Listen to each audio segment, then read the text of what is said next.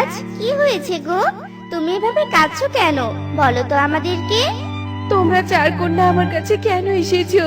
আমাকে দেখে তোমাদের ঘৃণা হচ্ছে না?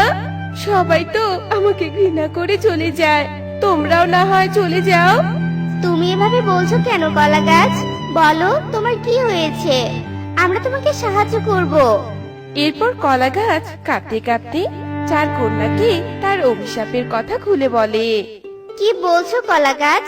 তুমি একটা জাদুই কলা গাছ, আর তুমি ডাইনির অভিশাপে এমন হয়েছো? কিন্তু তোমার অভিশাপ কি করে দূর হবে বলো তো? তোমরা যদি বুড়ির বাটির আমের রস এনে আমার গোড়ায় দিতে পারো, তবে আমি অভিশাপ থেকে মুক্ত হব আর আমার জাদু শক্তি ফিরে পাবো, জানো? কি বলছো কলা গাছ? বুড়ির বাটির আমের রস? কিন্তু আমরা এই বুড়ির দেখা কোথায় পাবো? উত্তরের বনের পাহাড়ের গুহাতে থাকে ওই বুড়ি।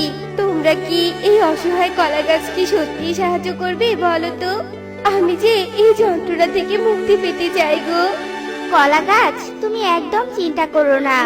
এই চার কন্যাই আজ অসহায় কলা গাছকে অভিশাপ মুক্ত করব। তুমি থাকো, আমরা যাবো আর আসবো, কেমন? চার কন্যা রওনা দেয় উত্তরের বনের উদ্দেশ্যে। আর অনেক দূর পথ অতিক্রম করে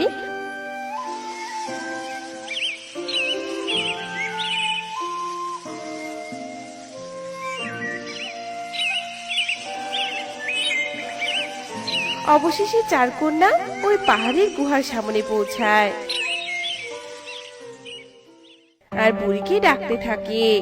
বুড়িমা, ও বুড়িমা, একটু বেরিয়ে এসো না। আমরা যে তোমার কাছে সাহায্য চাইতে এসেছি। প্রথম কন্যার ডাক শুনে বুড়ি গুহা থেকে বেরিয়ে আসে আর চার কন্যাকে দেখে বলে, কি রে চার কন্যা, হঠাৎ তোরা আমার কাছে কেন? কি হয়েছে বলতো? তখন চার কন্যা বুড়িকে সব ঘটনা খুলে বলে। সব শুনে বুড়ি সবটা বুঝতে পারে। সবটা বুঝেছি আমি রে, এবার আয় আমার সাথে। এরপর বুড়ি চার কন্যাকে নিয়ে তার গুহার ভেতরে যায়। আর ভেতরে ঢুকতেই চার কন্যা দেখতে পায় একটা বড় রূপার বাটি আর পাশে একটা মই। এই যে চার কন্যারা, তোরা যে রূপার বাটিটা দেখতে পাচ্ছিস, এই বাটির মধ্যে আছে আমের রস। নে, এই পাত্রটা নে, আর মই বেয়ে উঠে বাটি থেকে আমের রস নিয়ে আয়। এরপর প্রথম কন্যা পাত্রটা নিয়ে মই দিয়ে বাটির উপরে উঠে আসে আর বাটির ভেতর থেকে আমের রস নিয়ে আবার নিচে নামে।